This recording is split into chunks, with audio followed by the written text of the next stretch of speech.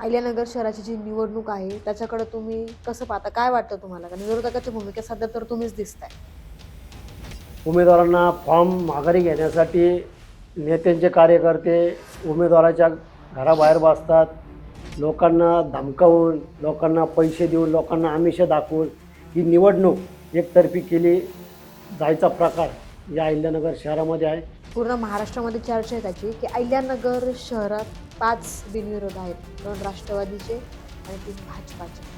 अहिल्यानगर शहरामध्ये 5 बिनविरोध आहेत आणि संपूर्ण महाराष्ट्रात जवळपास 70 बिनविरोध झाले. लोकांच्या मनातला व्यक्ती त्यांना तिथं बसवायचं नाही. लोकांच्या विरोधातला आणि त्या एक विशिष्ट व्यक्तीच्या एक विशिष्ट नेत्याच्या विचारांचा व्यक्ती त्यांना तिथं बसवायचा. मग त्याच्या माध्यमातून तो जर सभागृहात गेला तर त्या सभागृहामध्ये जसा नेता सांगत तसं काम तो नगरसेवक करणार. त्या धाऱ्यांमुळं जो आहे तो भ्रष्टाचार होतो. नेमकं कोण आहेत सत्ताधारी? तर आता स्थानिक आमदार आहेत. सत्ताधारी स्थानिक आमदार आहेत, पालकमंत्री आहेत, तुम्हाला सांगतो आता विखे घराणं आहे आणि सत्ताधारी नगरसेवक आहेत. मी याच्यामध्ये भरपूर जण आहेत. निवडणुकीमध्ये साम दाम दंड भेद या सगळ्या गोष्टींचा वापर होतो. पैशाचा धुमाकूळ चालू आहे पूर्ण अहिल्यानगर शहरामध्ये. आता तुम्ही सत्ताधारी जे लोक आहेत नगरसेवकाचा तुम्ही आता उल्लेख केला, हे घोटाळे जर ह्या सगळ्या गोष्टीचा वापर करून ते निवडणूक लढवत असतील तर ते निकाल सत्ताधाऱ्यांच्या बाजूने का नसणार? सत्ताधाऱ्यांच्या बाजूनीच हा निकाल असणार.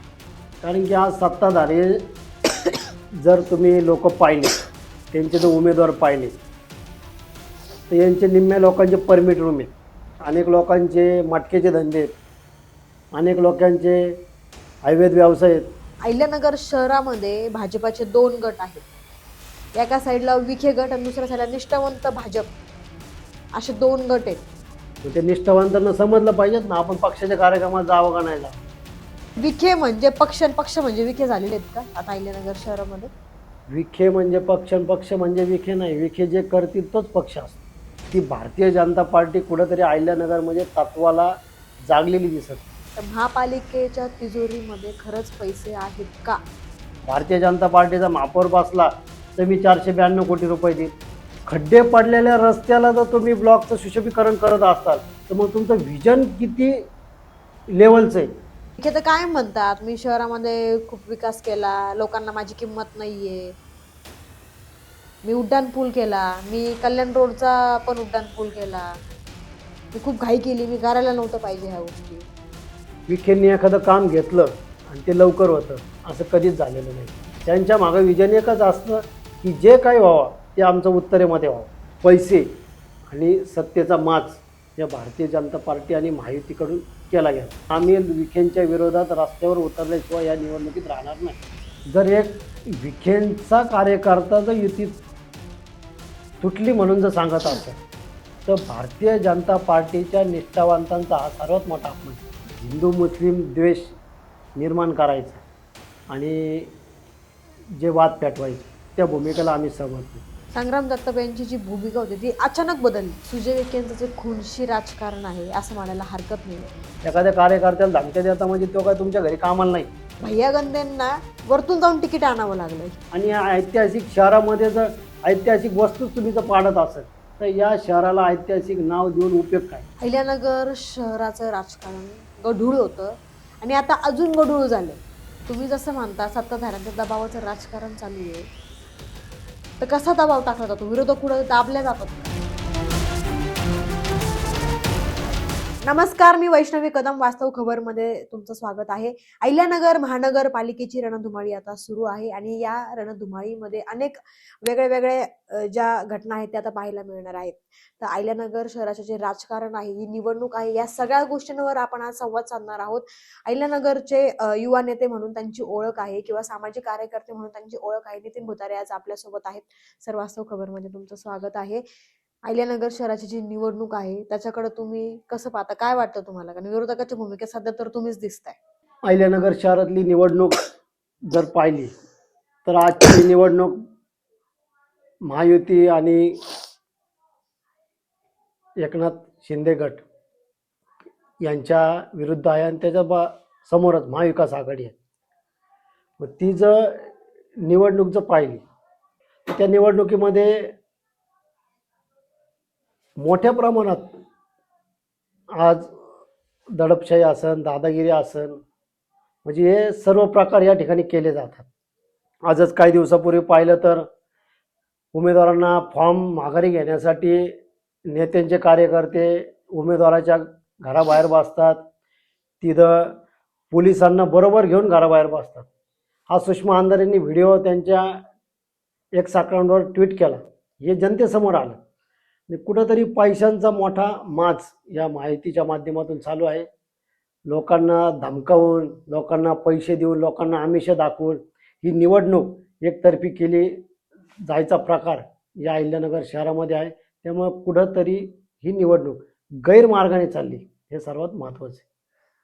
पूर्ण महाराष्ट्रामध्ये चर्चा आहे त्याची की अहिल्यानगर शहरात 5 बिनविरोध आहेत, 2 राष्ट्रवादीचे आणि 3 भाजपाचे. तर याबद्दल काय वाटतं तुम्हाला? अहिल्यानगर शहरामध्ये 5 बिनविरोध आहेत आणि संपूर्ण महाराष्ट्रात जवळपास 70 बिनविरोध झाले. या बिनविरोध प्रक्रियेमुळं आपण ज्या प्रकारे शाळेमध्ये शिकायचो, नागरिकशास्त्र जो विषय राहायचा, त्या नागरिकशास्त्रामध्ये आपल्याला शिकवलं जायचं की लोकशाही आहे. या लोकसभेमध्ये लोकांमध्ये निवडून गेलेले खासदार तिथं बसले पाहिजेत. या विधानसभेमध्ये निवडून गेलेले आमदार तिथं बसले पाहिजेत. या महापालिकेमध्ये तिथे निवडून गेलेले नगरसेवक तिथं बसले पाहिजेत. तिथं निवडून गेलेले लोक का बसले पाहिजेत? कारण की लोकांच्या विचारांचा व्यक्ती सदस्य त्या सभागृहात जाणं गरजेचं आहे, का जेणेकरून तो लोकांना माहिती असतो का त्यांनी काम केलेलं आहे का नाही, सामाजिक क्षेत्रामध्ये त्यांनी लोकांचे कामं केले का नाही, हे पाहून लोक त्याची निवड करतात. परंतु आज तो प्रकार बाजूला गेला. आज जे सत्ताधारी आहेत ते सत्ताधारी, त्यांना जो कोणी व्यक्ती वाटतो, त्यांचा कोण जो आवडता कार्यकर्ता असतो, आवडता व्यक्ती असतो, त्याला बिनविरोध करण्यासाठी हा सगळा खटाटोप केला जातो. मग लोकांना धमकावलं जातं, लोकांना पैसे दिले जातात. लोकांच्या मनातला व्यक्ती त्यांना तिथं बसवायचं नाही, लोकांच्या विरोधातला आणि त्या एक विशिष्ट व्यक्तीच्या, एक विशिष्ट नेत्याच्या विचारांचा व्यक्ती त्यांना तिथं बसवायचा. मग त्याच्या माध्यमातून तो जर सभागृहात गेला तर त्या सभागृहामध्ये जसा नेता सांगेल तसं काम तो नगरसेवक करणार आणि त्या प्रकारे विशिष्ट ठेकेदारांना ती कामं दिली जाणार व त्या ठेकेदारांच्या माध्यमातून, त्या नेत्यांच्या माध्यमातून ही अहिल्यानगर महानगरपालिका लुटण्याचा प्रकार येणाऱ्या काळात केला जाणार. महापालिकेत अनेक घोटाळे झाले, याच्यावर तुम्ही वाचा फोडली. नेमकं काय वाटतं तुम्हाला? महानगरपालिकेमध्ये अनेक घोटाळे झाले. मग तो तुमचा फेस्टूचा घोटाळा असेल, आजही जवळपास 2010 साली सुरू झालेली योजना आज 2025 आहे, 15 वर्ष झालेत. ही योजना आजही पूर्ण नाही. जवळपास 150 कोटी रुपये खर्च करून ही योजना केली गेली, परंतु आजही अहिल्यानगरच्या अनेक भागांमध्ये पाणी नाही. आजही सारसनगरचा भाग असेल, केडगावचा भाग असेल, कल्याण रोडचा भाग असेल, तिथं आजही लोकांना नळाद्वारे व्यवस्थित पूर्ण दाबाने पाणी येत नाही. कल्याण रोडच्या जर टाकीमध्ये जर पाहिलं तर त्या टाकीमध्ये सुद्धा पाणी आज पूर्ण क्षमतेने तिथे येत नाही. दुसरा झाला भुयारी गटार योजना. भुयारी गटार योजना अजून कामच चालू आहे. तर ती सुद्धा योजना केंद्राने जवळपास 128 कोटी रुपये खर्च करून केली. शासनाने त्याला पैसे दिले, राज्य शासनाने त्याला पैसे दिले, परंतु महानगरपालिकेच्या पदाधिकाऱ्यांनी, अधिकाऱ्यांनी पूर्णपणे वाटोळं करण्याचं काम त्यांनी केलं. आज जे रस्त्यांचे कामं चालू आहेत त्याच्यामध्येच ती भुयारी गटारची योजना होती, पुन्हा ती उद्ध्वस्त करण्याचं काम या महानगरपालिकेच्या माध्यमातून आणि त्या ठेकेदारांच्या माध्यमातून सुरू झालं. म्हणजे कुठंतरी 128 कोटीचं काम वर्ष 2 वर्षामध्ये तोडून पुन्हा नव्याने करायचं आणि पुन्हा महानगरपालिकेला लुटायचं, हा सगळा मोठा भ्रष्टाचार सत्ताधाऱ्यांच्या माध्यमातून या अहिल्यानगर महानगरपालिकेमध्ये केला जातो. त्याला वाचा फोडली. अनेक वेळा अनेक ठेकेदारांची बिलं सुद्धा या ठिकाणी थांबवण्यात आली, परंतु वाचा मी ज्या प्रकारे फोडतो त्याच प्रकारे जनतेने सुद्धा याच्यामध्ये उतरणं गरजेचं आहे. तेव्हा कुठंतरी हा भ्रष्टाचार मोठ्या प्रमाणात थांबला जाईल. अन्यथा जर लोकांचे जर डोळे उघडले नाही तर हा भ्रष्टाचार झाल्याशिवाय राहणार नाही. तुम्ही आता सत्ताधाऱ्यांचा उल्लेख केला की सत्ताधाऱ्यांमुळं जो आहे तो भ्रष्टाचार होतो. नेमकं कोण आहेत सत्ताधारी? आता स्थानिक आमदार आहेत, सत्ताधारी पालकमंत्री आहेत. सत्ताधारी स्थानिक आमदार आहेत, पालकमंत्री आहेत, तुम्हाला सांगतो आता विखे घराणं आहे आणि सत्ताधारी नगरसेवक आहेत. मग याच्यामध्ये भरपूर जण येतात. सत्ताधाऱ्यांचा जर विचार केला तर सत्ताधारी एक प्रकारे आपला व्यवसाय असल्यासारखं महानगरपालिकेकडेच पाहतात. मग त्या महानगरपालिकेमध्ये लोक निवडून द्यायचे आणि त्यांच्या माध्यमातून आपण व्यवसाय ताटायचा, हाच प्रकार या महानगरपालिकेमध्ये आहे. आज जर विचार केला तर या नगरपालिकेमध्ये निवडून यायला आज जर तुम्ही आकडे पाहिले तर आज एका एका सदस्याची 1-1 कोटी रुपये खर्च करायची तयारी. मग असं काय त्या महापालिकेत आहे का 1 कोटी रुपये वसूल होतील? आज जर नगरसेवकाचा जर निधी पाहिला तर 8 लाख रुपये, 8 लाख रुपयाचे 5 वर्षात कामं केले तर 40 लाख रुपये झाले. टक्केवारीचा जरी हिशोब केला तरी 4 लाख रुपये भेटतील. आज ज्या प्रकारे नगरसेवक निवडून आलेले किंवा सत्ताधारी काही लोक काही पदाधिकारी 10% पैसे घेतात असे नागरिकांमध्ये चर्चा आहे, तर 4 लाख रुपये वसूल होते. मग तिचे 96 लाख रुपये कसे वसूल होते? मग कुठंतरी ह्या ज्या मोठ्या मोठ्या योजना असतात, हे मोठे मोठे टेंडर असतात, मोठे मोठे ठेके असतात, याच्या माध्यमातून आपल्या व्यक्तीला ते ठेके भेटले पाहिजे, आपल्या व्यक्तीला ते टेंडर भेटलं पाहिजे. याच्यामध्ये अनेक शिवसेनेचे लोक आहेत, राष्ट्रवादीचे लोक आहेत, भाजपचे लोक आहेत का यांना पाण्याच्या टँकरचं टेंडर सुद्धा यांचंच आहे, आजही ते नगरसेवक आहेत. AMTचं टेंडर यांचंच आहे, आजही ते नगरसेवक आहेत. रस्त्यांचं टेंडर आहे, आजही ते 2-5 लोक त्या महानगरपालिकेमध्ये नगरसेवक आहेत. कुठंतरी व्यवसाय करण्यासाठी हे लोक त्या महानगरपालिकेमध्ये जातात आणि महानगरपालिका लुटून खाण्याचा प्रकार ते करतात. एक आपण ज्या प्रकारे म्हणू, एक प्रकारे ही खाजगी कंपनी ही लुटणाऱ्या टोळी एक प्रकारची, त्या माध्यमातून ही टोळी लुटण्याचं काम या अहिल्यानगर महानगरपालिकेत करतात. बऱ्यापैकी ज्या प्रकारे अहिल्यानगर शहरामध्ये आपण पाहतोय, आता तुम्ही पैशांचा जो उल्लेख केला निवडणुकीचा, निवडणुकीमध्ये साम दाम दंड भेद या सगळ्या गोष्टींचा वापर होतोय. पैशाचा धुमाकूळ चालू आहे पूर्ण अहिल्यानगर शहरामध्ये. आता तुम्ही सत्ताधारी जे लोक आहेत, नगरसेवकाचा तुम्ही आता उल्लेख केला, हे घोटाळे जर ह्या सगळ्या गोष्टीचा वापर करून ते निवडणूक लढवत असतील तर ते निकाल सत्ताधाऱ्यांच्या बाजूने का नसणार? सत्ताधाऱ्यांच्या बाजूनेच हा निकाल असणार. कारण की आज सत्ताधारी जर तुम्ही लोक पाहिले, त्यांचे जर उमेदवार पाहिले तर यांचे निम्म्या लोकांचे परमिट रूम आहेत, निम्म्या लोकांचे यांचे अनेक लोकांचे मटकेचे धंदे आहेत, अनेक लोकांचे अवैध व्यवसाय आहेत. म्हणजे यांना कुठंतरी चांगला माणूस, विचारांचा माणूस, जो सुसंस्कृत माणूस असतो तो कुठं बसवायचाच नाही महानगरपालिकेमध्ये. का जो व्यक्ती लोकांचे प्रश्न घेऊन त्या महानगरपालिकेपुढे मांडण असा माणूस त्यांना निवडूनच आणायचा नाही.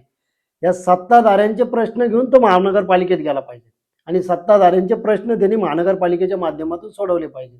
ही भूमिका ही सत्ताधाऱ्यांची. त्यामुळे येणाऱ्या काळामध्ये जास्तीत जास्त लोक हे सत्ताधाऱ्यांचे. बऱ्यापैकी तुम्ही आता जो उल्लेख केलाय की 2 नंबर धंदे, मटका, तिकीट सुद्धा सत्ताधाऱ्यांनी अशाच उमेदवारांना दिलेले की बऱ्यापैकी त्यांचे 2 नंबर धंदे आहेत, मटक्याचे धंदे आहेत, बिंगोचे धंदे आहेत. ते दिसतंय अहिल्यानगर शहरामध्ये. हे सर्व जनतेला दिसतं. आज जर पाहिलं तर जास्तीत जास्त उमेदवार, याच्या पहिले नव्हतं पण ह्या निवडणुकीमध्ये अहिल्यानगरमध्ये सगळ्याच पक्षांकडून 2 नंबर धंदेवाल्यांना अभय देण्याचं, उमेदवारी देण्याचं काम या महानगरपालिकेच्या माध्यमातून, या उमेदवारांच्या माध्यमातून झालेलं आहे. जर आज जर चांगले लोक जर पाहिले तर तुम्ही भारतीय जनता पार्टीचंच उदाहरण घ्या. जवळपास 18 उमेदवार असे आहेत का त्यांनी आयात केलेत आणि त्यांच्या निष्ठावंतांना बाहेर बसावं लागलं. आज निष्ठावंत पाहिले तर यांना शिव्या देऊ राहिलेत. मागं जर चर्चा पाहिली तर यांना शिव्या घालण्याचं काम हे निष्ठावंत करू राहिले. आज सतरांच्या उचलायचं काम फक्त हे निष्ठावंत लोक करतात. भारतीय जनता पार्टीमध्ये कुठल्याही प्रकारे निष्ठावंताला थारा नाही. भारतीय जनता पार्टी म्हणजे ज्या प्रकारे इंग्रजांची एक कंपनी होती, ईस्ट इंडिया कंपनी, त्या प्रकारे या भारतीय जनता पार्टीने या इथं ईस्ट इंडिया कंपनीच्या माध्यमातूनच धंदा आणि व्यवसाय करण्याचं काम या देशापासून तर या अहिल्यानगर शहरापर्यंत करण्याचं काम चालू केले. निष्ठावंतांचा उल्लेख केला तुम्ही आता, म्हणून अहिल्यानगर शहरामध्ये भाजपाचे 2 गट आहेत. एका साईडला विखे गट आणि दुसऱ्या साईडला निष्ठावंत भाजप, असे 2 गट आहेत. जे जुनं जे भाजपचं कार्यालय होतं ते धूळ खात पडलेलं आहे गांधी मैदानामध्ये आणि आता नवीन कार्यालयाचं काम चालू आहे. तिथं कोणी जात पण नसतं. आम्ही व्हिजिट केली त्यावेळेस त्या कार्यालयाच्या बाहेर कुत्रे बसलेले होते. याबद्दल काय वाटतं तुम्हाला? निष्ठावान आणि एक विखे गट हा ग्रुप तर आहेच त्यांच्यामध्ये, तो विषयच नाही. आणि जसं काही या नवीन नियुक्त्या झाल्या भारतीय जनता पार्टीमध्ये, या भारतीय जनता पार्टीमध्ये ज्या काही यांच्या सगळ्या मीटिंग आहेत, ज्या काही यांच्या सगळे निर्णय घेण्याचे जे ठिकाण आहे, या अहिल्यानगर शहरामध्ये पहिल्यांदा असं झालं की नगरमधून 15 किलोमीटर 20 किलोमीटर विहत घाटामध्ये जावं लागतं. म्हणजे एखादं पत्रक जरी लिहायचं, एखाद्यानं पत्र जरी लिहायचं म्हणलं तर इथून उठायचं आणि तिथं जायचं आणि तिथं विखेंना विचारल्याशिवाय पत्र लिहिलं जात नाही. या असा प्रकार म्हणजे आपण जो म्हणतो जी लाचारी, ती लाचारी या भारतीय जनता पार्टीच्या काही पदाधिकाऱ्यांमध्ये दिसत आहे. म्हणजे कुठंतरी पुढं पुढं करायचं आणि आपल्याला पदं घ्यायचं आणि आपल्याला उमेदवाऱ्या पाडून घ्यायच्या, असा या प्रकारामुळं भारतीय जनता पार्टीचं, निष्ठावंत भारतीय जनता पार्टीचं संपूर्ण प्रकारे वाटोळं या अहिल्यानगर शहरामध्ये झालेलं आहे. ते जर तुम्ही पाहिलं तर निष्ठावंत लोकांच्या तुम्ही बाईट घ्या, निष्ठावंत लोकांना विचारा, तुम्हाला बोलणार नाही, पण तुम्ही ज्यावेळेस ऑफ कॅमेरा जाताल तर अक्षरशः शिव्या घालण्याचं काम हे भारतीय जनता पार्टीचे कार्यकर्ते आपल्याच पक्षाला करतील, एवढं मी नक्कीच सांगतो. जे 2 गट दिसत आहेत अहिल्यानगर शहरामध्ये भारतीय जनता पार्टीचे, विखे गट आहेत. काही आम्ही त्यांचे जे निष्ठावंत आहेत त्यांच्याशी चर्चा पण केली होती. त्यांचं म्हणणं असं की आम्हाला सुजय विखे जे आहे ते विचारत नाही, पक्षाच्या काही मीटिंग वगैरे असतात त्याला बोलवत नाही. यावर काय प्रतिक्रिया आहे तुमची? मग ते निष्ठावंतांना समजलं पाहिजेत ना आपण पक्षाच्या कार्यक्रमात जावं का नाही जावं. म्हणजे निष्ठावंतांना याचा अर्थ, म्हणजे विखे म्हणजे पक्ष म्हणजे विखे झालेले आहेत का आता अहिल्यानगर शहरामध्ये? विखे म्हणजे पक्ष आणि पक्ष म्हणजे विखे नाही. विखे जे करतील तोच पक्ष असतो, विखेंचाच पक्ष असतो. विखेंचं जर राजकारण करायची जर पद्धत जर पाहिली तर विखे पहिले ज्या पक्षांमध्ये जातील तो पक्ष पूर्ण संपवतात आणि त्यांची पूर्ण यंत्रणा उभी करतात आणि त्या यंत्रणेला तुम्हाला सलाम करावा लागतो. या आजपर्यंतचा विखे घराण्याचा इतिहास आहे. अहिल्यानगर शहराची जर परिस्थिती बघितली तर काही जे निष्ठावंत आहेत त्यांना विखे विचारत सुद्धा नाहीत. आणि आज अशी परिस्थिती आहे की जे काँग्रेसचे जे आहेत, आम्ही काही त्यांच्या निष्ठावंतांशी चर्चा केली की त्यांनी उल्लेख केला की काँग्रेसचे जे होते जुने, आज ते भाजपामध्ये आलेले, विखे त्यांच्यासोबत असतात कायम. आम्हाला विचारत नाही, आम्ही काय केलंय पक्षासाठी, आम्ही कित्येक वर्षापासून पक्षासाठी काम करतोय. हे भारतीय जनता पार्टीचे जे निष्ठावंत बोलतात त्यांनी हे समोर येऊन बोललं पाहिजे. म्हणजे जे काँग्रेसचे लोक आहेत, आता काही काही पदाधिकारी तर त्यांना आधी भारतीय जनता पार्टीमध्ये पद दिलं गेलं आणि त्याच्यानंतर त्यांचा भारतीय जनता पार्टीमध्ये प्रवेश झाला. म्हणजे कुठंतरी तत्व विचार जी सरणी आपण म्हणतो ती भारतीय जनता पार्टी कुठंतरी अहिल्यानगर म्हणजे तत्वाला जागलेली दिसत नाही. त्यांनी तत्व बाजूला ठेवून हे सगळे उद्योग या अहिल्यानगर शहरामध्ये सुरू केले आहेत. तुम्ही जो आता उल्लेख केला हा प्रकार अहिल्यानगर शहरामध्ये दिसतोय बऱ्यापैकी. जे निखिल वारे सरचिटणीस पद त्यांच्याकडे होतं भारतीय जनता पार्टीचं, ते अगोदर राष्ट्रवादी काँग्रेसमध्ये होते, नंतर ते पक्षात गेले, भारतीय जनता पार्टी या पक्षात गेले. त्याच्यानंतर आताच काही 2 महिन्याखाली बातमी आली की त्यांना भाजपाचं सरचिटणीस पद मिळालं. म्हणजे पक्षप्रवेशाच्या बातम्या सुद्धा कुठे नव्हत्या. त्यांनी पक्षप्रवेश केला की नाही हे सुद्धा जनतेला माहित नाही, त्यांना डायरेक्ट सरचिटणीस पद मिळालंय. मग आता हे पक्षाच्या कार्यकर्त्यांना समजलं पाहिजे, पक्षाच्या जुन्या पदाधिकाऱ्यांना समजलं पाहिजे. हा त्यांचा अंतर्गत विषय पक्षाचा, हे त्यांच्या पक्षाला समजलं पाहिजे. परंतु मी ज्यावेळेस बोलताना बोलन तर त्यांच्या पक्षाच्या कार्यपद्धतीचा जर जनतेवर परिणाम होत असेल तर ते मी खपवून घेणार नाही, हे महत्वाचं आहे. महापालिकेचा जो उल्लेख केला तर महापालिकेच्या तिजोरीमध्ये खरंच पैसे आहेत का? महानगरपालिकेच्या तिजोरीची जर आज परिस्थिती पाहिली तर महानगरपालिका 200 ते 250 कोटी रुपये कर्जात आहे. आणि ह्या परिस्थितीमध्ये सुद्धा महानगरपालिकेचे आयुक्त यशवंत डांगे यांनी त्यांच्या कार्यालयावर जवळपास 2 कोटी रुपये खर्च चालू केला आहे. म्हणजे आज अशा परिस्थितीत महानगरपालिकेची अशीच परिस्थिती आहे आणि ह्या परिस्थितीमध्ये जर अशा प्रकारे जर खर्च केला जातो तो कितपत योग्य आहे. आज नगर शहरात जर परिस्थिती जर पाहिली तर काही ठिकाणी अक्षरशः लाईट नाही, काही ठिकाणी लोकांना पाणी नाही, काही ठिकाणी लोकांना टँकरने पाणी जात नाही. म्हणजे कुठंतरी लोकांच्या सुविधा अजून पूर्ण होत नाही. त्यातच जर आयुक्त 2-2 कोटी रुपये खर्च करत असतील तर हे चुकीचं आहे. आयुक्तांना जर त्यांच्या कार्यालयामध्ये फर्निचरसाठी जर 50-50 लाख रुपयाची जर गरज लागत असेल तर हे कशासाठी? ज्या शहरामध्ये शहरातील जनताच अजून त्यांच्या गरजा पूर्ण करू शकत नाही महानगरपालिका, तर तुम्ही असा वायफट खर्च करणं चुकीचं आहे. त्यामुळं ह्या महानगरपालिकेची परिस्थिती 200 कोटी रुपये कर्जात असताना शासनाकडून तुम्ही कितीही निधी येऊन द्या तरी ही महानगरपालिका त्यांचा हिस्सा तो शासनाला देऊ शकत नाही. तुम्ही जो आता महापालिकेचा उल्लेख केलाय की जो खर्चाचा तुम्ही गोष्ट सांगितल्या, बऱ्याच वेळा अशा गोष्टी पण निदर्शनास आल्या की प्रसिद्धी जे करतात त्यांचा प्रसिद्धी विभाग असताना सुद्धा, आम्ही मागच्या वेळेस संवाद साधला होता आयुक्त यशवंत डांगेंशी, त्यांचा प्रसिद्धी विभाग असताना सुद्धा त्यांनी बाहेर एका प्रसिद्धी विभागाला काम दिलेले काही फक्त गरज प्रसिद्धी करण्यासाठी महापालिकेची काही गरजच नाही ना. स्वतःची. तुमच्याकडे जर प्रसिद्धी विभाग आहे, तुमच्याकडे 4 लोक काम करतात, मग ते तुम्ही फक्त शोपीस म्हणून ठेवले का तिथं? त्यांचं ते काम आहे महानगरपालिकेची प्रसिद्धी करणं, महानगरपालिकेची भूमिका सोशल मीडियावर मांडणं, वृत्तपत्रात मांडणं, मीडियामध्ये मांडणं, हे त्यांचे काम आहे.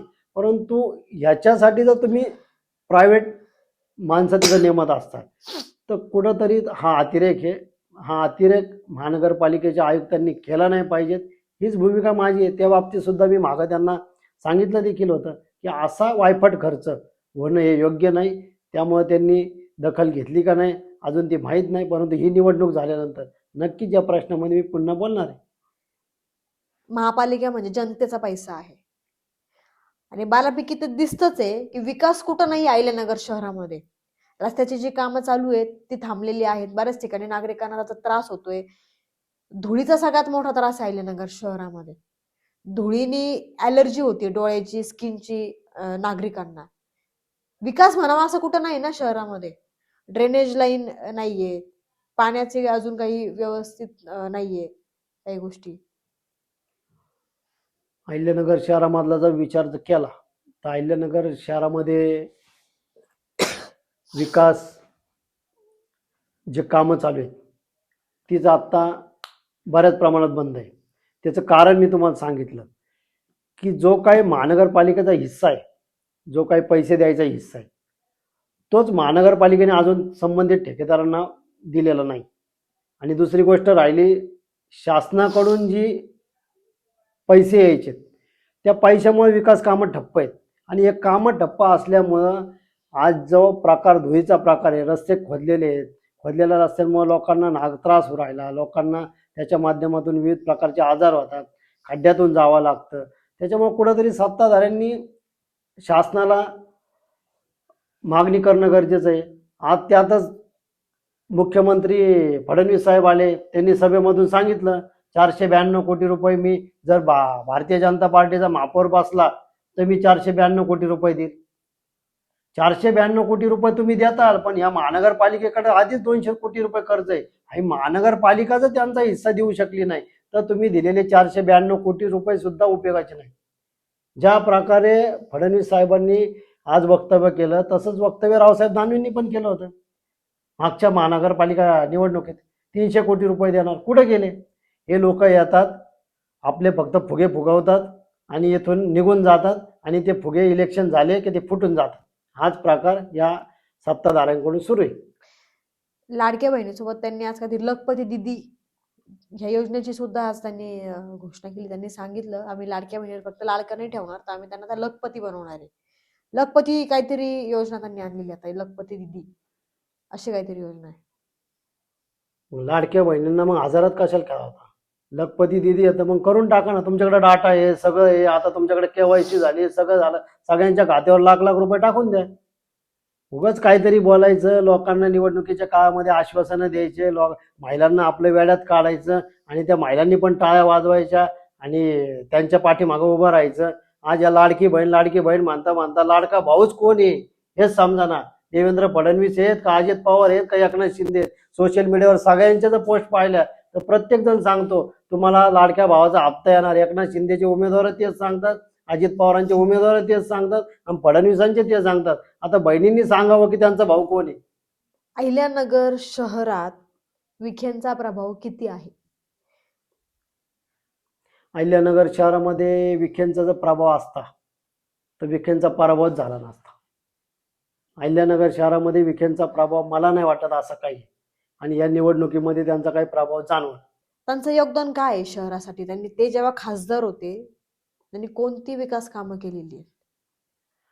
अहिल्यानगर शहरामध्ये ते जेव्हा खासदार होते त्यावेळेस त्यांनी जे कामं केली, काही कामं केली, परंतु त्यांचे जे ठराविक कार्यकर्ते त्यांना कुठंतरी निधी उपलब्ध करून देण्यासाठी, त्या कार्यकर्त्यांचे खिसे भरण्यासाठी, मग ते DPDCतून असो किंवा मूलभूत सुविधांमध्ये असो, अनेक 10-10, 15-15 लाखाची कामं त्यांनी प्रत्येक गल्ली-गल्लीमध्ये कॉन्क्रीट रस्ता असेल किंवा काही असेल.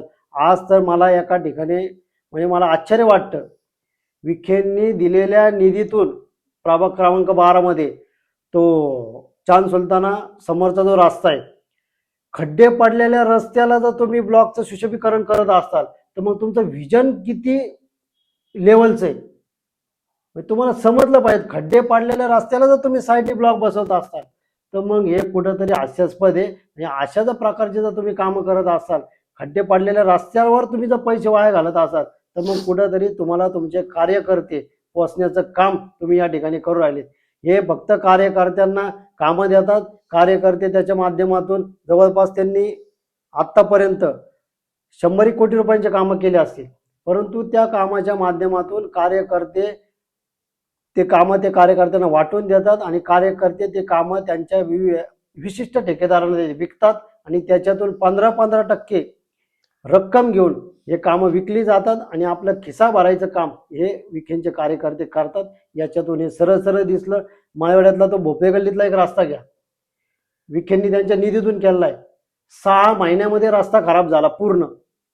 आज जर पाहिलं तर तिथं परत खड्डे पडलेत. कॉन्क्रीट रस्ता जर 6 महिन्यात खराब होत असेल तर मग याच्या माध्यमातून विखे जे पैसे वाटतात ते संपूर्ण पैसे हे जनतेचे वाया घालण्याचं काम हे ते करत आहेत, हे याच्यातून दिसून येतं. विखे तर काय म्हणतात, मी शहरामध्ये खूप विकास केला, लोकांना माझी किंमत नाहीये, मी उड्डाण पूल केला, मी कल्याण रोडचा पण उड्डाण पूल केला, मी खूप घाई केली, मी करायला नव्हतं पाहिजे ह्या गोष्टी. विखेंनी एखादं काम घेतलं आणि ते लवकर होतं असं कधीच झालेलं नाही. त्या नगर मानमाड रोड सारखीच परिस्थिती त्या कल्याण रोडच्या उड्डाण पुलाची झाली. ते नगर मानमाडचा रोड जवळपास 10-12 वर्ष झाले तो अजून खितपतच पडलेला आहे. तोच प्रकार त्या कल्याण रोडचा झाला. जवळजवळ 5 वर्ष झाले ते काम सुरू आहे, परंतु कुठेही ते काम पूर्ण होत नाही. त्याच्यामुळं मी तरी सांगतो की विखेंनी आता कुठंच नारळ फोडण्याचं काम करावं नाही, कारण की विखेंनी जर नारळ फोडला तर ते काम अपूर्णच राहिलं. हीच व्याख्या अहिल्यानगर शहरामध्ये आहे. विखे कायम आत्तामध्ये जेव्हा अमित शहा आले होते, अमित शहा येतात, त्याच्यानंतर पंतप्रधान येतात, ते तिकडे उत्तरेमध्ये येतात. जेव्हा निवडणुका असतात त्यावेळेस ते दक्षिणेमध्ये येतात. हे बऱ्यापैकी चित्र दिसतंय अहिल्यानगर शहराचं का दक्षिण उत्तरेचं जिल्ह्याचं चित्र दिसतंय. तर विखेंचं राजकारण हे फक्त उत्तरेपुरतंच आहे का दक्षिणेत पण आहे? आणि दक्षिणातल्या लोकांचा जो उल्लेख केला, दक्षिणातल्या लोकांना फक्त धमक्या. विखेंचं जर पाहिलं तर विखेन पहिल्यापासूनच जो कोणी राष्ट्रपती असेल, प्रधानमंत्री असतील, गृहमंत्री असतील किंवा जे विशिष्ट नेते आहेत त्यांना आणण्याचं काम ते फक्त उत्तरेमध्ये करतात. कारण की त्यांच्या ज्या संस्था आहेत, त्यांच्या जे काही हॉस्पिटल आहेत, जे काही त्यांचे शहर आहेत ते दाखवण्याचं काम करतात. परंतु त्यांना कधी वाटलं नाही की अहिल्यानगर शहर दाखवावं, की अहिल्यानगर शहरामध्ये या ठिकाणी आपण मेडिकल कॉलेज केलं पाहिजे, या ठिकाणी आपण कुठंतरी एखादं मोठं स्पोर्ट विद्यालय केलं पाहिजे. असं कुठंही त्यांच्या मागं विजन नाही. त्यांच्या मागं विजन एकच असतं की जे काही व्हावं ते आमचं उत्तरेमध्ये व्हावं. आणि मग उत्तरेमध्ये त्यांना ज्यावेळेस दक्षिणेमध्ये येतात, मग दक्षिणेमध्ये जे कोणी लोकांनी त्यांचं काम केलं नाही, जे लोकसभेमध्ये त्यांचा पराभव झाला, ज्या लोकांनी त्यांच्या विरोधात काम केलं, मग त्यांना धमक्या द्यायचं काम हे विखे उत्तरेत करतात. परंतु अहिल्यानगर शहरामध्ये जर आमच्या लोकांना जर धमक्या द्यायचं जर विखे काम करत असतील तर अहिल्यानगर शहरामध्ये आम्ही सर्वजण एक राहिल्याशिवाय राहणार नाही. आणि विखेंना जसं आम्ही लोकसभेला उत्तरेत पाठवलं तसंच परत या महानगरपालिकेच्या निवडणुकीच्या माध्यमातून विखेंना उत्तरेत पाठवण्याचं काम आम्ही या ठिकाणी करणार आहोत. या निवडणुकीचं काय चित्र असेल? गुंडगिरी वाढली, पैसे देऊन फॉर्म विकत घेण्याचा प्रकार सुरू आहे. गुंडगिरी वाढली हे 100% या बिनविरोध मधूनच समजलं. या बिनविरोध निवडणुकीमध्ये जर पाहिलं तर पैसे आणि सत्तेचा माज या भारतीय जनता पार्टी आणि महायुतीकडून केला गेला. आणि त्या माध्यमातूनच हे लोक बिनविरोध झाले. आणि तोच प्रकार आता प्रचार चालू आहे त्या माध्यमातून होतोय. अनेक महाविकास आघाडीचे उमेदवार असतील, शिंदे गटाचे उमेदवार असतील, यांना धमकावण्याचे काम आता सुरू झालेत. आता कुठंतरी पोलीस प्रशासनाचा वापर करून या लोकांना कुठंतरी यांचा प्रचार थांबवला जाईल आणि महायुतीचे उमेदवार बिनधास्तपणे पैसे वाटतील, असा सुद्धा प्रकार होणार आहे. म्हणजे कुठंतरी सत्तेचा गैरवापर या अहिल्यानगर महानगरपालिकेच्या निवडणुकीमध्ये केला जात आहे, तो सुरू झाला. आणि त्या माध्यमातूनच या महानगरपालिकेमध्ये यांना मी जसं म्हणलं, यांना गुंड लोक निवडून आणायचे आणि येणाऱ्या काळामध्ये जवळपास 70% ज्या घराण्यांना गुंड म्हणून जी पार्श्वभूमी आहे असेच लोक त्या ठिकाणी निवडून येणार आहेत, हेच महत्त्वाचं आहे. अहिल्यानगर शहराचं जे चित्र आहे, युती झाली सध्या भाजप आणि राष्ट्रवादी काँग्रेस, तर याबद्दल काय वाटतं तुम्हाला? भाजप आणि राष्ट्रवादी काँग्रेस ही युती होणारच होती, ही महायुती नव्हती होणार. कारण की हे पहिल्यापासूनच होतं. विखेंचाच मोठा विरोध होता. जे शिंदे गटाचे जे काही लोक आहेत त्यांनी विखेंच्या विरोधात काम केलं. मग ते 12 नंबर वार्डातले असतील, ते 15 नंबर वार्डातले असतील, ते 11 नंबर वार्डातले असतील, अशा अनेक ठिकाणचे लोक आहेत का ते विशिष्ट मार्गाने विखेंच्या विरोधात गेले. विखेंच्या विरोधात गेले म्हणजे का गेले? विखेंनी ज्या प्रकारे वागणूक दिली त्यांना निवडून आल्यानंतर, त्याच्यामुळे ते विरोधात गेले. आणि विखे त्याचा कुठंतरी राग काढण्यासाठी ह्या लोकांना उमेदवारी आम्ही देणार नाही अशी कुठंतरी आठ शिंदे गटाकडे ठेवली. त्याच्यामुळे युती झाली नाही आणि युती होणारच नव्हती आणि त्यांना करायचीच नव्हती. विखेंच्या डोक्यात जो राग आहे तो आमच्या अहिल्यानगरमधल्या काही लोकांच्या, विशिष्ट लोकांच्या बाबतीत आहे, परंतु तो आम्ही सहन करणार नाही. जरी विखेंनी तो राग मनात धरून जर या निवडणुकीला सामोरं गेले तर आम्ही विखेंच्या विरोधात रस्त्यावर उतरल्याशिवाय या निवडणुकीत राहणार नाही. पण महायुती होणार नाहीये, एकनाथ शिंदे गट सेपरेट लढणार आहे, हा निरोप जो दिला तो विखेंचे जे कार्यकर्ते आहेत त्यांच्याकडनं नाही आला, किंवा जे भाजपाचे शहर जिल्हा अध्यक्ष आहे अनिल मोहिते त्यांच्याकडनं नाही आला. हा निरोप तिसऱ्याच कुठल्या तरी व्यक्तीकडनं आला. कोण व्यक्ती असा? कोणाकडनं आला असा? कोण व्यक्ती? त्या दिवशी त्यांच्या एकनाथ शिंदे गटाचे जिल्हा प्रमुख त्यांनी माध्यमांशी बोलताना सांगितलं की कोणतरी कुंकलो म्हणून त्या व्यक्तीने कदम यांना फोन केला आणि युती आमची तुमची होणार नाही. जर एक विखेंचा कार्यकर्ता जर युती तुटली म्हणून जर सांगत असेल तर भारतीय जनता पार्टीच्या निष्ठावंतांचा हा सर्वात मोठा अपमान. म्हणजे कुठंतरी मी तुम्हाला जसं बोललो ना, पक्ष म्हणून विखे कधीही वागत नाही. विखे पॅटर्न म्हणूनच विखे वागतात. विखेंची यंत्रणा म्हणजेच हा विखे पक्ष. ते कधीही भारतीय जनता पार्टी म्हणून वागणार नाही. फक्त निवडणूक आली का तेवढाच फक्त तुम्ही पक्षाचा ते बॅनर लावणार, त्याच्या व्यतिरिक्त ते पक्ष बॅनर म्हणून कधीच वापरत नाही. संग्राम जगताप यांचं आत्तामध्ये जी भूमिका होती हिंदुत्वाची, तर त्यांच्या हिंदुत्वाच्या भूमिकेबद्दल तुम्हाला काय वाटतं? आता जो ज्याचा त्याचा विचार असतो. हिंदुत्वाच्या भूमिकेबद्दल संग्राम जगतापांची जी भूमिका आहे त्या भूमिकेला आम्ही सहमत नाही. म्हणजे आज हिंदू मुस्लिम द्वेष निर्माण करायचा आणि जे वाद पेटवायचे त्या भूमिकेला आम्ही सहमत नाही. कारण की आज जर अहिल्यानगर शहर जर पाहिलं तर अहिल्यानगर शहर हे शांत राहिलं पाहिजे. हा तो जगतापांचा वैयक्तिक विषय. त्यांची भूमिका वेगळी, आमची भूमिका वेगळी. आमची जी भूमिका आहे ती जी छत्रपती शिवाजी महाराजांचं हिंदुत्व आहे ती भूमिका आमची. जे महात्मा फुलेंचं हिंदुत्व होतं, महात्मा फुलेंचं सुद्धा हिंदुत्व, ती भूमिका आमची. लोकमान्य टिळकांचं जे हिंदुत्व होतं ती भूमिका आमची. परंतु जाती धर्मामध्ये तेढ निर्माण नाही झाले पाहिजे, दंगली घडल्या नाही पाहिजेत, इथले लोक सुरक्षित राहिले पाहिजेत, इथले लोक शांत राहिले पाहिजेत. हे हिंदू आणि मुस्लिम या दोन्ही धर्मांनी या अहिल्यानगर शहरातल्या समजून घेणं गरजेचं आहे. आणि कुठंही आपल्या वेगळ्या अपप्रचाराला बळी न पडता शांत राहिलं तर या अहिल्यानगर शांत राहील, एवढीच भूमिका माझी आहे. आणि एवढीच मी या अहिल्यानगर शहरातली सर्व जाती धर्माच्या लोकांना सांगतो. संग्राम जगताप यांची जी भूमिका होती ती अचानक बदलली. म्हणजे विधानसभेच्या निवडणुका झाल्या, त्यांनी डायरेक्ट हिंदुत्वाची भूमिका स्वीकारली. ते हिंदुत्व एक नेते म्हणून महाराष्ट्रामध्ये त्यांची चर्चा आहे. आता नेमकं असं काय घडलं की त्यांना विधानसभेच्या नंतर हिंदुत्वच्या दिशेने ते वळाले? आता ते संग्राम जगतापांनाच माहिती असं काय नेमकं घडलं. तुम्ही जर ज्यावेळेस त्यांची मुलाखत घेता तुम्ही त्यांना विचारा का तुम्ही आधीच्या काळामध्ये अजिबातच हिंदुत्वावर कधी बोलले नाही ह्या आमदारकीच्या आधी. त्याच्यानंतर तुम्ही डायरेक्ट हिंदुत्ववादी नेते म्हणून पुढे आले. ते तुम्हाला सांगतील त्यांच्या मनात काय आहे. आता आमच्या मनातलं आम्ही सांगू, त्यांच्या मनातलं ते सांगतील. त्यांची भूमिका मी मांडायला, त्यांच्या पक्षाचा मी काय प्रवक्ता नाही किंवा त्यांचा कुठला तरी मी तुम्ही प्रवक्ता नाही. सामाजिक कार्यकर्ते आहेत, युवा नेते म्हणून तुमची ओळख आहे की तुम्ही विरोधक म्हणून सुद्धा आहेत. नाही, तुम्हाला काय वाटतं? मला समोर दिसतं ते मी बोलतो, परंतु त्यांची आतली भूमिका त्यांच्या मनातलं मी तर नाही ओळखू शकत का मी कुठला अंतर्यामी नाही, नाही. पण तो जो बदल झाला एकाएकी विधानसभेच्या निवडणुका झाल्या त्याच्यानंतर त्यांनी डायरेक्ट हिंदुत्वाकडे ते वळाले, त्याच्याबद्दल काय वाटतं तुम्हाला? मी तेच म्हटलं ना, मला आता त्यांच्या मनातलं नाही माहिती का मी कुठं अंतर्यामी आहे का किंवा एखादा कुठला महाराज आहे का, असं काही नाही का मी त्यांच्या मनातली भूमिका ओळखू शकतो. हे तेच सांगतील कशामुळे बदलली. आणि हे तुम्ही प्रश्न विचारला पाहिजे. तुम्ही आधी अचानक शांत होते ना, अचानक कशा प्रकारे हिंदुत्ववादी झाले.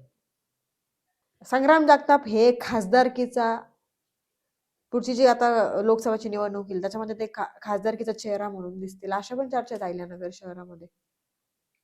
होऊ शकतात. त्यांची जर एकंदरीत जर भूमिका पाहिली तर त्यांनी मध्ये जे काही त्यांचे हिंदुत्ववादी मोर्चे झाले ते कर्जतला झाले, राहुरीला झाले, अनेक तालुक्यावाईज झाले, जिल्ह्यामध्ये झाले, जिल्ह्याच्या बाहेरही झाले. त्यांची भूमिका, त्यांची इच्छा असेल 100% त्यांच्या कामावर ते येणाऱ्या काळामध्ये त्यांना खासदार व्हायचं का आमदार व्हायचं ते ठरवतील आणि ही जनता ठरवल. सुजय विखेंचं जे खुनशी राजकारण आहे असं म्हणायला हरकत नाही. एकंदरीत जर परिस्थिती बघितली त्यांचे जे भाषण होतं त्यांच्या भाषणातून वारंवार ते फक्त धमक्या देत असतात दक्षिणेतल्या काही लोकांना की त्यांचा पराभव झाल्यामुळे. त्यांचं जे खुनशी राजकारण आहे त्याच्याबद्दल तुम्हाला काय वाटतं? नाही, सुजय विखेंना सांगण्या एवढा काय मी काय इतका मोठा नाही. सुजय विखे सुद्धा मोठे नेते आहेत, सुजय विखे लहान नाही आहेत. परंतु सुजय विखेंनी आपल्या भाषणाची शैली सुधारली पाहिजे. जे विखे घराणे आहे, जे बाळासाहेब विखे असतील, मला तर काय बाळासाहेब विखेंचं इतकं काम माहीत नाही, परंतु जे काही मी बाळासाहेब विखेंचं काम पाहतो ते अतिशय शांत पद्धतीने काम करायचे. सुजय विखेंचे वडील जरी पाहिले, राधाकृष्ण विखे पाटील पालकमंत्री, त्यांचंही काम शांत पद्धतीने. म्हणजे कुठंतरी या दोन लोकांच्या बाबत जर बोलायचं झालं तर यांचा कुठंतरी आदर्श घेऊन सुजय विखेंनी जर काम केलं तर नक्कीच सुजय विखेंच्या कामात सुद्धा सुधारणा होईल आणि सुजय विखेंनी ती केली पाहिजेत. किंवा वैयक्तिक माझे त्यांचे काही हेवे दावे आहेत किंवा माझे वैयक्तिक काहीतरी त्यांचं वाद आहेत असं काही नाही. जो काही त्यांच्या वृत्तीला विरोध आहे, म्हणजे तुम्ही जसं बोलले त्यांची जे वक्तव्य आहेत, असे जे वक्तव्य असतात ते एकदम चुकीच्या पद्धतीने करणं गरजेचं आहे. एखाद्याला धमक्या देणं गरजेचं आहे. एखाद्या कार्यकर्त्याला धमक्या देता म्हणजे तो काय तुमच्या घरी कामाला नाही का? त्याने 2019 मध्ये तुमचं काम केलं होतं आणि 2024 मध्ये पण तुमचंच काम केलं पाहिजे, तो काय तुम्हाला बांधील नाही. पण सुजय विखेंना असं वाटतं की हा प्रत्येक कार्यकर्ता हा माझा बांधील राहिला पाहिजे. हे असं होऊ शकत नाही. कोणी कोणाला बांधील नसतं. त्याच्यामुळे सुजय विखेंनी ही गोष्ट समजून घेणं गरजेचं आहे. अहिल्यानगर शहरात भाजपाचे 2 गट आहेत त्याच्यावर आपण आता बोललोय, पण निष्ठावंतांवर जो अन्याय होतोय, भाजपाचे जे निष्ठावंत आहेत त्यांच्यावर अन्याय होतोय, याबद्दल काय वाटतं तुम्हाला? तर भारतीय जनता पार्टीच्या निष्ठावंतांवर अन्याय होतो हे भारतीय जनता पार्टीच्या मी तुम्हाला सांगितल्याप्रमाणे त्या लोकांनी बोलणं गरजेचं आहे. ते जर बोलले तो अन्याय समजल, नाही तर पक्षश्रेष्ठींना काय करणार आहे याच्यावर अन्याय होतो का यांचं सर्व काही चांगलं चालू आहे. जे काही विखेंना घाबरून जे दाबून राहिलेलं राजकारण आहे या भारतीय जनता पार्टीमध्ये ते कुठंतरी बाहेर येणं गरजेचं आहे. ज्या प्रकारे मग मी जर पाहिलं तर ज्या प्रकारे भैया गंदेंवर सुद्धा अन्याय होणार होता उमेदवारी बाबतीत, परंतु भैया गंदेंना प्रदेशातूनच त्यांना उमेदवारी मिळाली. ते कुठंतरी थांबले नाही. त्यांनी उघड विरोध हा चांगल्या प्रकारे केला. असा कुठंतरी समोर येऊन लोकांशी बोलणं गरजेचं आहे, पक्षासमोर बोलणं गरजेचं आहे. असं जर सर्वांनी केलं तर ही निष्ठावंतांना न्याय मिळाल्याशिवाय इथं राहणार नाही. पण हे निष्ठावंत जे आहेत यांनी पूर्वीपासून भाजपाचं काम केलेलं आहे. जेव्हापासून विखे भाजपात आले, अहिल्यानगरचं भाजपाचं नेतृत्व जे आहे ते विखेच करतात. नाही असं आता चित्र दिसतंय एकंदरीत नाही सगळं. आता असा विषय हा पक्षाचा विषय त्यांच्या त्यांच्या पक्षानेच हा विषय सॉल्व्ह केला पाहिजे. त्यांच्या मिटिंगही झाल्या असतील, ते बोलले असतील. आता ते विखेंनी नेतृत्व करायचं किंवा कोणी करायचं हे ते पक्षश्रेष्ठी ठरवतील. मी जसं बोललो ना का लोकांनी पक्षश्रेष्ठींसमोर आता त्यांचं म्हणणं अहिल्यानगर मांडावं. शहराची जर परिस्थिती बघितली ना, त्यांच्या आपण कार्यकर्त्यांची किंवा त्यांच्या उमेदवारांशी जर आपण बोललो ना, तर त्यांच्याकडनं एकंदरीत विखेंचंच नाव त्यांच्या तोंडात आहे की भैया दादा म्हणतील तसं, नामदार म्हणतील तसं. आणि आता तुम्ही जो भैया गंदेंचा उल्लेख केलाय की भैया गंदेंना वरतून जाऊन तिकीट आणावं लागलं, ही वेळ का आली, ही परिस्थिती का? ती बाह्य गांधींना माहिती आहे. परंतु जी शहरामध्ये चर्चा आहे ती अशीच आहे का बाह्य गांधींना हे प्रदेशकडूनच तिकीट आणावं लागलं, प्रदेशकडूनच उमेदवारी घ्यावा लागली. ही संपूर्ण नगर शहरामध्ये चर्चा आहे. आता ह्याचा तर सरळ सरळ अर्थ असाच होतो ना की तुम्ही जसं मागाशी सांगितलं की पक्ष म्हणजे विखे, विखे म्हणजे पक्ष. नाही मग मी बोललो ना हे पक्षाच्या कार्यकर्त्यांनी जसं आपल्याकडे बोलतात हे पक्षश्रेष्ठींकडे बोललं पाहिजे, ते महत्वाचं आहे. अचानक महानगरपालिकेच्या तोंडावर सुरू झालं हे की माळीवाडा वेश आता पाडायची असं. मायवाडा वेस पाडायच्या बाबतीत जर पाहिलं तर मायवाडा वेसमध्ये अचानक महानगरपालिकेच्या आयुक्तांनी वृत्तपत्रामध्ये एक नोटीस जाहीर केली का ही वेस पाडायची आणि त्याच्यावर तुम्ही हरकती नोंदवा. परंतु आम्ही ज्यावेळेस पाहिलं तर ज्यावेळेस विचारलं तर विशिष्ट 4 मंडळांनी ते पत्र दिलं होतं. कुठेही नागरिकांचे म्हणणे त्या मायवाडा भागात घेतलेले नव्हते. त्याच्यामध्ये कारण काय दिलं होतं की ही वेस पाडायची, इथं कुठेतरी अडथळा होतो, रहदारीला अडथळा होतो. तिथं जर पाहिलं त्या मायवाडा भागामध्ये कुठल्याही प्रकारचा अडथळा त्या ठिकाणी होत नाही. तिथं कुठेही हॉस्पिटलसाठी जाणाऱ्या येणाऱ्या गाड्यांना सुद्धा अडथळा होत नाही. म्हणजे कुठंतरी चुकीचे कारणं द्यायचे. आणि ते जे पत्र होते ते पत्र कोणी घेतले हे सगळ्या मायवाडा भागातील नागरिकांना माहिती. मायवाडा वेस वाचवण्याचं कारण म्हणजे मी ज्यावेळेस पुढं आलो कुठंतरी या मायवाडा वेशीला 1600व्या शतकापासून त्याला इतिहास आहे. आणि आपण ज्या प्रकारे अहिल्यानगर ऐतिहासिक अहिल्यानगर शहर म्हणतो आणि या ऐतिहासिक शहरामध्ये जर ऐतिहासिक वस्तूच तुम्ही जर पाडत असाल तर या शहराला ऐतिहासिक नाव देऊन उपयोग काय. त्याच्यामुळे आम्ही पुढे आलो. खरं म्हणजे काही सत्ताधारी लोक आहेत का त्यांचा मायवाडा नाव पुसण्याचा डाव आता का हे जर मायवाडा नाव पुसलं या मायवाड्याची एकदा ओळख पुसली का हे कुठंतरी मायवाडा हा भाग हा थांबल्याच आहे, याची ओळख पूर्णपणे पुसलीच आहे. या इथल्या लोकांचं अस्तित्व मायवाडा नावापासून कुठंतरी बाजूला होईल हे करण्याचा डाव काही लोकांचा होता. परंतु तो आम्ही होऊन दिला नाही आणि तो आम्ही करणार होऊन देखील देणार नाही. अहिल्यानगर शहराचं राजकारण गढूळ होतं आणि आता अजून गढूळ झालंय, याबद्दल काय वाटतं तुम्हाला? नाही, अहिल्यानगर शहराचं राजकारण गढूळ होतं किंवा अहिल्यानगर शहराचं राजकारण अजून गढूळ होणार आहे. कधी कधी तर मला लाज वाटते. कधी कधी अहिल्यानगर शहरामध्ये अशा काही बातम्या येतात, कुठं खून होतात, कुठं दरोडे पाडतात, कुठं चोऱ्या माऱ्या होतात, कुठंतरी अवैध धंद्यांवर धाडी पाडतात. त्याच्या मागं म्हणजे या नगर शहरातील काही राजकारणी ह्या अशा लोकांना असेच लोक त्यांचे कार्य करतील. मी ज्या प्रकारे बोललो ना तुम्हाला की येणाऱ्या महानगरपालिकेमध्ये सुद्धा कुठेतरी 70% लोक हे गुंड प्रवृत्तीचेच निवडून येणार आहेत. म्हणजे जे गढूळ होतं ते अजून गढूळ होणार आहे. याच्यामध्ये जनतेने नागरिकांनी हुशार होणं गरजेचं आहे आणि जागरूक राहणं गरजेचं आहे. चांगले नागरिक चांगले लोक निवडून देणं, चांगल्या लोकांच्या मागं उभं राहणं हेच या माध्यमातून मला या अहिल्यानगर शहराच्या लोकांना सांगायचं व त्या माध्यमातूनच त्यांनी सुद्धा मतदान करणं गरजेचं आहे. आता मायवाडा वेशीचा पण तुम्ही विषय घेतला तर ही मायवाडा वेस कुणी पाडायला लावली होती? ज्यांनी कुणी ही मायवाडा वेस पाडायला लावली या मायवाड्यातल्या लोकांना माहिती आहे. त्या मायवाड्यातल्या भागातील लोक त्या लोकांच्या पाठीमागं उभा राहणार नाहीत, त्या लोकांना मतदान करणार नाही. तुम्हाला काय एवढंही वाटतं सुद्धा कोणी मी या पाडायला ठिकाणी लावली सांगतो. होती माळीवाडा वेश? सत्ताधाऱ्यांचे अनेक नाव आहेत हे सगळ्या मायवाड्याला माहिती आहे आणि त्या सत्ताधाऱ्यांच्या बाजूनी एकही मायवाड्यातला माणूस मतदान करणार नाही हे सुद्धा मी या ठिकाणी सांगतो. तुम्हाला काय वाटतं खरंच विकास झालाय का? शहराचा विकास झाला असता तर नगरची मुलं पुण्याला गेलीच नसती. सगळ्यात महत्वाची गोष्ट रस्ते होणं म्हणजे हा काय शहराचा विकास नसतो. रस्ते हा विकास नाही, रस्ता हा गरज आहे. कुठंतरी आपल्याला पायदळी जायचंय, कुठंतरी गाडीने जायचं, त्याच्यासाठी आपल्याला रस्ता लागतो. तो विकास नाही, ती गरज आहे. आज जर अहिल्यानगर शहरामध्ये जर पाहिलं तर आज लहान मुलांना खेळायसाठी ग्राउंड नाही आहे. आज लहान लहान मुलांना आज तर अशी परिस्थिती आली, म्हणजे आज जुने दिवस बरे होते.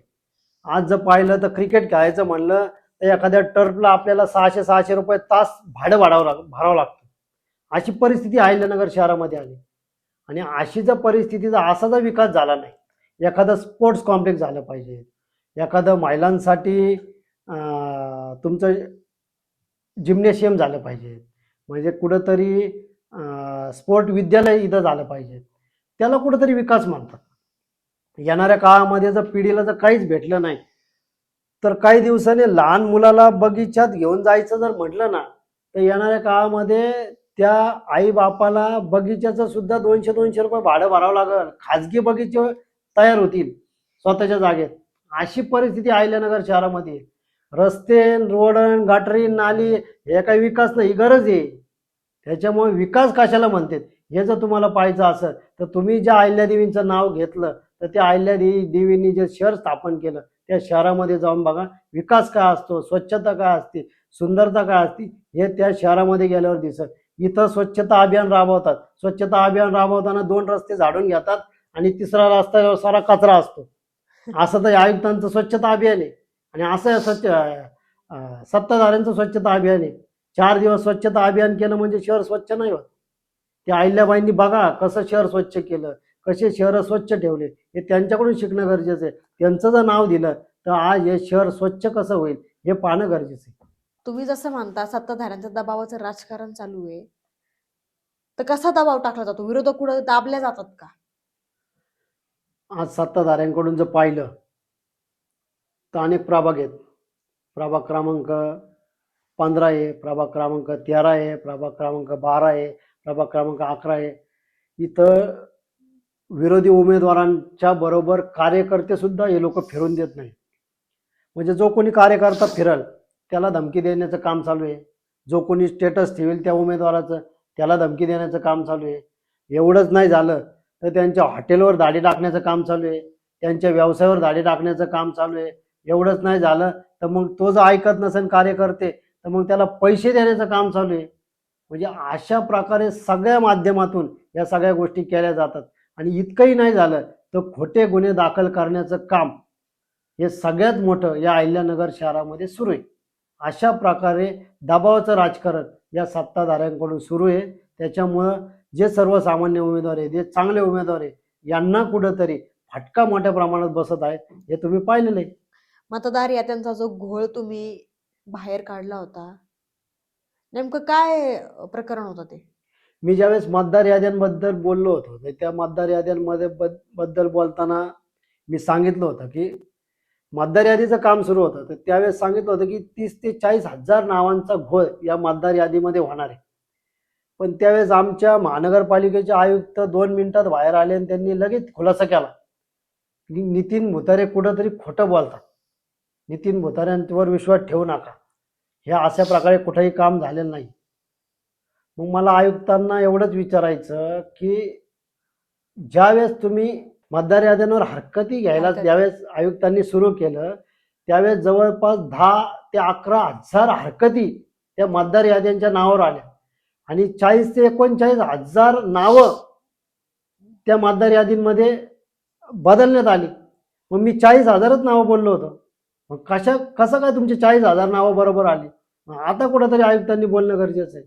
आज देखील मला कुठंतरी भीती आहे या मतदार यादीबाबत की येणाऱ्या काळामध्ये शेवटच्या क्षणाला बूथवर सुद्धा यादी येते का नाही. जसं राहुल गांधींनी जो मतदार यादीचा घोळ मांडला होता की लाखो महाराष्ट्रातले नावं या अचानकपणे मतदार यादीमध्ये समाविष्ट केली गेली आणि ते मतदान घडून आणलं, तसाच प्रकार या अहिल्यानगर शहरामध्ये सुद्धा होऊ शकतो. त्याच्यामध्ये कुठंतरी ईव्हीएम मध्ये सुद्धा कुठंतरी घोटाळा होऊ शकतो. कारण की जर पाहिलं तर अनेक गाड्यांना GPS बसवणं सुद्धा गरजेचं आहे. ज्या ईव्हीएम तुमच्या घेऊन जातात त्यांना GPS बसवणं गरजेचं आहे आणि त्याचं कुठंतरी मॉनिटरिंग हे उमेदवारांकडे देणं गरजेचं आहे का जेणेकरून समजल का इथली ईव्हीएम बरोबर त्या गोडांमध्येच गेली MIDC, नाही तर इथली ईव्हीएम जायची मुंबईला आणि मुंबईची ईव्हीएम यायची कुठेतरी नगरला. असा प्रकार होता कामा नये. सत्ताधारी काही करू शकतात, सत्ताधारी काही करतील या भीतीमुळंच कुठंतरी या नागरिकांमध्ये या सत्ताधाऱ्यांवर विश्वास राहिलेला नाही. मागच्या वेळेस तुम्ही सुजय विखेंचा जो मुद्दा घेतला होता की सुजय विखे फोन उचलत नाही, तो लोकसभेमध्ये बऱ्यापैकी तुम्ही सुजय विखेंना फोन लावून बघा, उचलला तर तुम्ही काहीतरी बक्षीसही त्याच्यावर जाहीर केलेलं होतं. काय वाटतं तुम्हाला, कुठे सुधारणा झाली का? ते आता फोन उचलतात का? कुठे दिसत का शहरामध्ये किंवा दहाव्याला किंवा लोकांमध्ये सामाजिक कार्यक्रमांना? सुजय विखेंमध्ये सुधारणा झाली का नाही आता त्यांचे कार्यकर्ते सांगतील. कारण की आता जनता त्यांना फोनच लावित नाही, ते खासदारच नाही आणि जनतेचं त्यांच्याकडे काम पण नाही काही. त्याच्यामुळं सुजय विखेंनी फोन उचलला काय आता आणि फोन नाही उचलला काय त्याच्याशी आता आम्हाला काय घेणं देणं नाही. आत्ताचे जे खासदार आहेत ते फोन उचलतात. आमचं हेच म्हणणं होतं, त्यावेळेस जर सुजय विखेंनी जर फोन उचलला असता तर सुजय विखेंना अशा अडचणींना सामोरं जावं लागलं नसतं. त्याच्यानंतर त्यांनी अनेक वक्तव्य केली का मला तुम्ही दहाव्याला बोलवा, मी कावळ्याच्या आधी हजर राहील, मला तुम्ही जागरण गोंधळाला बोलवा, मी लंगर तोडायला येईल. पण आता सुजय विखेंना कोण बोलवतं का नाही हेच मोठा प्रश्न आहे. त्याच्यामुळे आता सुजय विखे काय करतात हे आता आम्ही पाहत नाही, कारण की ते खासदारच नाही. जे अहिल्यानगर शहराचे खासदार आहेत निलेश लंके, त्यांना आता निवडून 1 वर्ष झाले, तर काय वाटतं त्यांच्या कामाबद्दल? काम आहेत का बऱ्यापैकी की शहरामध्ये दिसतात का कुठं ते? निलेश लंकेंचं काम हे त्यांच्या त्यांच्या पद्धतीने ते करतात, परंतु निलेश लंके कशा प्रकारे काम करतात, त्यांचं काम कुठपर्यंत आलं हे तुम्ही त्यांना जाऊन विचारणं गरजेचं आहे. आणि निलेश लंकेंनी सुद्धा पत्रकार परिषदेच्या माध्यमातून आपल्याला जर वर्ष झालं तर वर्षाचा आढावा देणं गरजेचं आहे का आपण या मतदारसंघामध्ये काय केलं, आपण या मतदारसंघामध्ये लोकांचे किती प्रश्न सोडवले. हे खासदाराचं ज्याचं त्याचं काम असलं पाहिजे. खासदारांनी सांगितलं पाहिजे का एवढं काम मी या वर्षामध्ये केलं, का मग लोक समजतील का 5 वर्षामध्ये प्रत्येक वर्षी या खासदारांनी एवढं एवढं काम केलं. कुठंतरी निलेश लंकेंनी सुद्धा जनतेसमोर येऊन त्यांनी केलेलं काम हे मांडणं गरजेचं आहे, एवढंच मी या ठिकाणी सांगतो. कारण की निलेश लंकेंबद्दल आता अशी चर्चा चालू आहे अहिल्यानगर शहरामध्ये की त्यांची कामं दिसत नाहीयेत, ते कुठं शहरामध्ये दिसत नाहीयेत. निलेश लंके शहरामध्ये दिसतात किंवा त्यांची कामं दिसत नाही. जर निलेश लंकेंनी जर अशाच प्रकारे जर शहरामध्ये येणं गरजेचं आहे, वारंवार मतदारांना भेटी देणं गरजेचं आहे. आज जर पाहिलं तर निलेश लंके समजा सत्तेत नाही, सत्तेत नसल्यामुळे त्यांना काही कामांच्या अडचणी येऊ शकतात, परंतु जास्तीत जास्त कामं मध्यंतरी सुद्धा मी काहीतरी त्यांनी पाथर्डी भागामध्ये काहीतरी निधी आणला होता, तोही मी सुद्धा तो पाहिला वृत्तपत्रांमध्ये. निलेश लंकेंचं काम त्यांच्या पद्धतीने चालू आहे, परंतु निलेश लंके हे जनतेला लोकांना भेटतात हे सर्वात महत्वाचे. एकंदरीत असं जाणवतं कुठंतरी, तो मुद्दा तुम्ही विखेंचा घेतला होता की विखे फोन उचलत नाहीत, तर खासदार झाल्याच्या नंतर निलेश लंकेंना कुठंतरी हवा भरली आणि ते सुद्धा आता कुठं फोन उचलत नाहीयेत असं दिसतं एकंदरीत परिस्थितीवरून सगळ्या. नाही, मी कालच फोन केला होता, माझा लगेच उचलला नाही. त्याच्यामुळे असं मला तरी नाही जाणवलं. त्यांच्या बाबतीत जरी असं झालं तरी मी त्यांच्या विरोधात सुद्धा बोलल, असं काही नाही. अहिल्यानगर महानगरपालिका निवडणुकीच्या अनुषंगाने अहिल्यानगर शहराचं राजकारण असू द्या, अहिल्यानगर शहरातल्या समस्या आणि विकास या सगळ्या गोष्टींवर आपण आज सामाजिक कार्यकर्ते आणि युवा नेते आणि विरोधक असे नितीन भुतरे यांच्याशी संवाद साधलेला आहे. आणि नक्कीच जनतेचे जे प्रश्न आहे त्यांच्या प्रश्नांची उत्तरं जनतेला मिळतील किंवा मिळाली असं मला वाटतं. नितीन भुतरे यांनी वेळात वेळ काढून वास्तव खबरशी संवाद साधला, त्याबद्दल त्यांचे मनापासून आभार वाटते. तुर्तास इथंच थांबते. धन्यवाद.